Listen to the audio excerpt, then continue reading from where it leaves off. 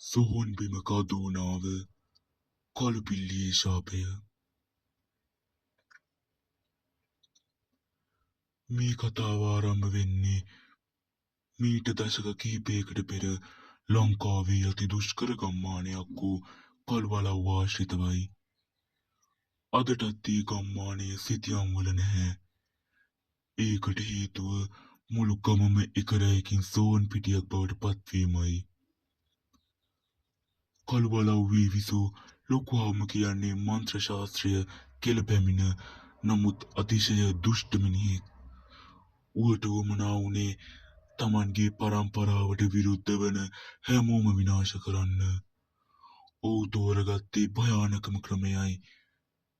ඒ තමයි කළු පිල්ලිය ගැස්සවීම. පිල්ලියක් හදන්න සාමාන්‍ය මලමිනියක් මදි. ඒකට ඕනේ අකාලයේ මියගිය වෛරයෙන් පිරුණු තරුණයෙක්ගේ මල සොහොනක්. ලොකුහාමු ගමේ සුසාන භූමියේ තිබුණු අලුත්ම සොහොනක් තෝරගත්තා.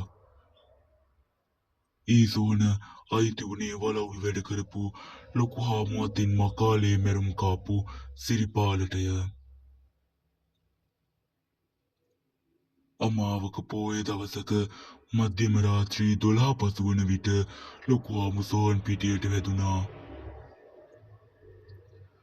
හුලම් පවා නතර වෙලා මුළු පරිසරයම මලානික නිහඬතාවයක ගිලිලා තිබුණේ. ඔහු මිනීවල හාරා සිරිපාලගේ නරක් වීමට පටන්ගත් සිරුර ගොඩගත්තා. ඕම් හිරීම් මල ප්‍රේතයා සොහොන් බන්ධනයෙන් පිබිදියාන්. මා කියන දේ අසනු මගේ හතුරන්ගේ ලේ බොනු. ලොකුහාමුගේ මන්ත්‍ර ජප කිරීමත් සමග අර නරක් වුණු මිනියේ ඇගිලි හෙළ වුණා. පණුවන් ගැසූ ඇස් ගෙඩි දෙක රතු පාටින් දිලිසෙන්න පටන් ගත්තා. ඒ තමයි පිල්ලිය. මේ පිල්ලියට ජීවය දෙන්නේ ලොකුහාමු කළු බලලෙක්ව මරා ඒලී සිරුරු මත ඉස්සාය. එදා ඉදන් ගම පුරා අමුතු දේවල් වෙන්න පටන් ගත්තා. රෑ 12 පසු වුණාම ගමේ මංසන්දිවල වෙලේ ඉපනැලි උඩින් අඩි 7ක් විතර උස පෙරහැලි ඇදගත්ත කුණුමුණු මස්ගත හමන රූපයක් ඇවිදිනවා මිනිස්සු දැක්කා. ඒ පිල්ලිය යන තැන ගස් මැරිලා ලින් වතුර රතු වුණා.